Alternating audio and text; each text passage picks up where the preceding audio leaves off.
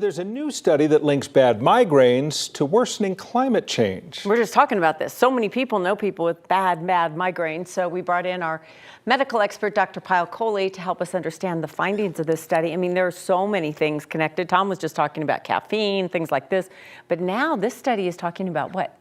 Migraines and climate change. Yeah, and migraines in general are getting worse. So 12% of us suffer. Women are 3 times as likely. Unfortunately, I'm one of those women. I have horrible migraines, and they're the worst. And I've noticed that they're getting more frequent. They're more intense when they come on, and that's what the study has said, that in fact the intensity of the migraines, how much disability they cause, has nearly doubled for most Americans. So worse for, like, you've noticed difference in yours. I have, and they're thinking one of the main explanations is climate change. So a lot of the changes in barometric pressure, in the moisture, all of that can trigger our migraines. So migraines are a very complex phenomenon. The migraine sufferers I know talk about the lack of ways for treating it. I think the most famous migraine sufferer in Denver was Terrell Davis. Back when he was running the ball for the Broncos, he actually was unable to play at times due to migraines, and people wonder, can't you just make a pill for migraines? You're a doctor. I mean, you see all the research. Migraines are pretty elusive. They are. We don't understand what causes them. It's sort of this complex interplay of your genetics. So genetic predisposition, women, like I said, so hormones we know play a huge role because they come around your menstrual cycle. They can get better or worse with menopause. And then also environmental factors. So if we're drinking alcohol, if we're having caffeine, if we're not getting enough sleep, if we're getting too stressed, there's even some evidence that allergic people have more migraines. So if you have a lot of histamine and you have a lot of IgE, which is the antibody that causes allergies, you can have atopic migraines, almost like an allergic reaction. If they're getting worse, and if climate change is getting worse and making them worse, how far away are we from actually understanding them to the point where we can treat them better than we are now? You know, I think we have some treatments, Tom. Some of these are more effective than others. So some people just do plain old painkillers, right? Because it affects the trigeminal nerve, which is the pain nerve of our face.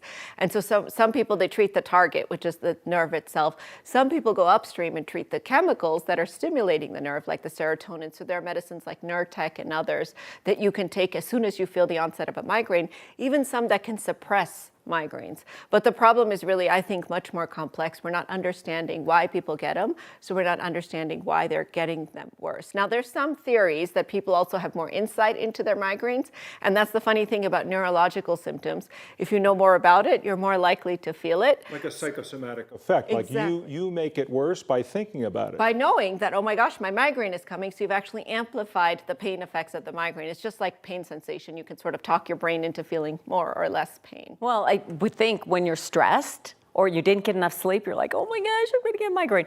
What about kids? We hear about children getting migraines. Yes, I mean, and this is also new and elusive findings because we talk about hormones influencing migraines, but we know that other things can.